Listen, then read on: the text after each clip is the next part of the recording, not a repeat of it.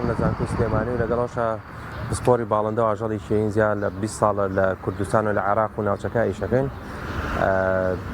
باڵندەکان لە کوردستان و لە عێراقا مەترسی لە ناوچوونیان لەسرە، بۆ پێی لە جیهانە نزیکەی 10,000 جۆر باڵندە هەیە، زیاد لە 1200 جۆریان مەترسی لە ناوچوونیان لەسرە. بە پێی توێژینەوە و لێکۆڵیانە ئێمە کردومانە لە کوردستانە سەر و 380 جۆر باڵندە هەیە، نزیکەی زیاد لە 10 جۆریان مەترسی لە ناوچوونیان لەسرە. ئەمیش بۆ پێی کە ڕێکخراوێکی نێودەوڵەتی خۆشمان ئەندامین لەو ڕێکخراوە، پێوتێ ڕێکخراوی نێودەوڵەتی بۆ پاراستنی سروش یان IUCN.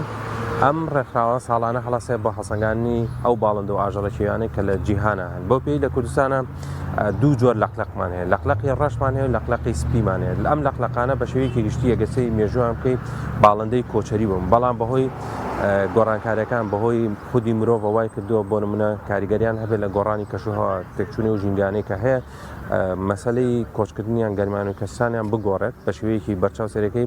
ئێستا لە ناوچەی وارماوە باڵندەکانی حاجی لەقلەق تەنانەت لە زستانیش ئێستا لە مۆزای کە وەرزی زستانە بڕۆی ئەیان بینی بەهۆی گۆڕانی کەشوهەوا. لەگەڵەوەشە هۆکارێکی تری کۆچکردنی باڵندەکانی پەیوەندی بەچێوە بەردەستبوونی خۆراکەوە. لەو ناوچانەیە لە ناوچەیەکی وەکو دەشتی شارەزورەوانە خۆراک هەیە لە زستانیشە، بۆیە بەشێکی زۆری و باڵندانە لە زستان ئامێنەوە. ئەم باڵندانە بەپێ هەڵسەنگانی ڕێکخراوی نێودەوڵەتی IUCN و ڕێکخراوی نێودەوڵەتی بۆ پاراستنی باڵندە نزیکەی ژمارەیان زیاد لە 700,000 دانابێ و بەشێکی زۆریان لە ئەوروپا لە هاوین ئامانە لە مانگی 3 و 4 بەتابەتی بە کوردستانە تێپەڕن و ئەچنەوە ئەوروپا. بەڵام لەگەڵەوەشە کوردستان پێگەیەکی گرنگە بۆ حاجی لەقلەق. بە پێ ڕۆپیانەیەمە کردومانە نزیکەی 250 بۆ 500 جووت هەیە لە کوردستانە. باڵندانە گۆشتەکەی ناخورێ، بەڵام لە سروشتە لە سیستەمی ژینگەیە ڕۆڵێکی کاریگەر و گرنگیان هەیە بۆ کەمکردنەوەی هەنێ مێرووی زیان بەخش. ئەمانە لە ڕووی کولتوریە گرنگیان هەیە، بەتایبەتی زۆربەی وڵاتان ئەڵێن لا شوێنێکە حاجی لەقلەق بێت خێر و بێرە بێت لەو ناوچانە. سەرەکی لە ناوچە کشتتوکاڵەکانی خۆشمانە لەو ناوچانەی کە گرنگە بۆ کشتتوکان حاجی لەقلەقی باشی لێ لە ناوچەکانی سلێمانی و بۆ نمونە دەشتی بتوێن و هەولێر و تەنانەت لە نزیک ئاکرێوانش حاجی لەقلەق ژمارەیەکی بەرچاوی لێ. یەکێک لەو هۆکارانەی کەوای کردو مەترسی لەسەر ژیانیانە بێوەکو باسم کرد مەسەلەی گۆڕانی کەشوهەوایە تێکچوونی ژینگەیە. لەگەڵەوەش ئەم باڵندانە لەبەرەوەی لە کاتی کۆچکردنیان و جوڵانە چۆنەڵی پەیوەستن بە هەوای گەرمەوە، ینی زۆر احتیماد ناکەنە سەر شەقەی باڵ، لەبەرەوە زۆر جا خۆیانە کێشن بە تاوەرەکانە. کێشەیەکی گەوران هەیە بۆ بەرکەوتنیان لەگەڵ تاوەرەکانە، لەگەڵەوەشە کارەبالەیانیان چکە بۆ پێی باڵیان گەورەیە ئەبێتەوەی بەرکەوتنی بۆ نمونە لەو وارانەی کە گەرم و ساردن ئەبێتە هۆی کوشتنیان.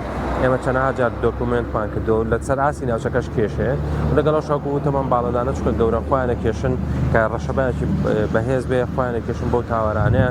سەرەکەی ئەمە کێشەیە.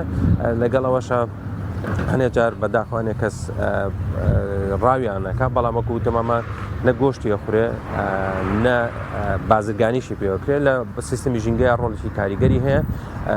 بۆیە دەبێ چۆنەڵی ئەمە لە کوردستانە پارێزگاری لێ بکرێت بۆ پێی کەم باڵندە و باڵندەکانی ترە لە سیستەمی ژینگەیە ڕۆڵێکی کاریگەریان هەیە و لە ڕاگررتنی و هاوسەنگی کە لە سیستەمە ژینگەیەەکە.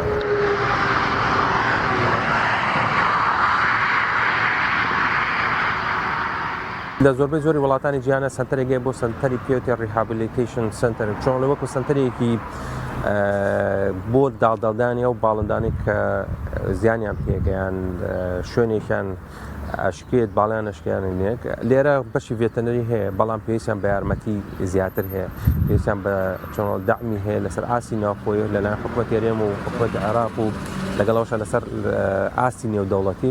چونکە باڵندانە زۆربەی باڵندانەی لە کوردستانە هەیە باڵندەی کۆچەرین پێویستی بە هەماهەنگی لەسەر ئاسی ناوچەکە و ناوخۆی و لەسەر ئاسی جیهانیش. بێگومان کردنەوەی سنتەرێک لە شارەکانی کوردستان چەند سنتەرێک گرنگی و ڕۆڵی خۆی ئەبێ لە کەمکردنەوە و زیانانەی کە بەر باڵندە و ئاژەڵەکیەکانەکەوێت بەداخۆ تا ئێستا و سنتەرە نییە. بەڵام ئێمە لە هەوڵدای بە هەماهەنگی لەگەڵ بۆ نمونە بەشی ڤێتەنەری لە کۆلۆژی پزیشکی زانکۆی سلێمانی و زانکۆکانی ترە بۆ ئەوەی چۆنەڵی لە داهاتووە چەند سنتەرێک لە کوردستانە بکرێتەوە و هەماهەنگیمان هەبێت بۆ ئەوەی هەرچۆنێک بێ لە کاریگەری نەرێنەکان لەسەر باڵندە و ئاژەڵەکیەکان کەم بکرێتەوە.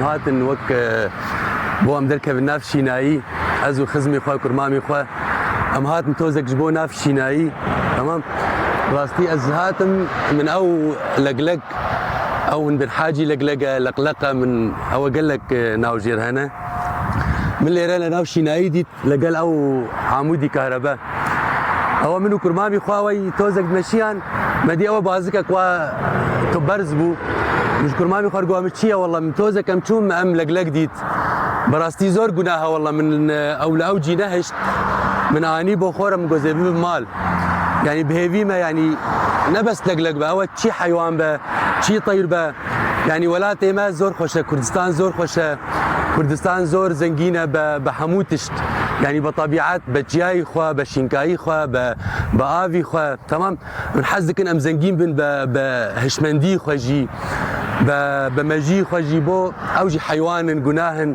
قرك او توزك اهتمامها ب قرك اوي مركزها بن وك مركزي تاندرستي بسبوري او مختص بن بعلاج تريتمنتي ام حيوان يعني هاي وك مشكلك عصبي سيناري لقالها با تمام يعني مثلا ملقل عمودي كهربائي بلكي كهرباء بوبا تمام بلكي سرمايه بلكي مثلا يعني مشكله براستي من نازان بتايبات مشكله بو او حيوان شيه تمام بس او حيوان حرام اگر استا مركزك تخصصي بسبوري بو ام حيوان هبا يعني احتمال زور او انقاذ بنمره يعني او جي قناها حيوانه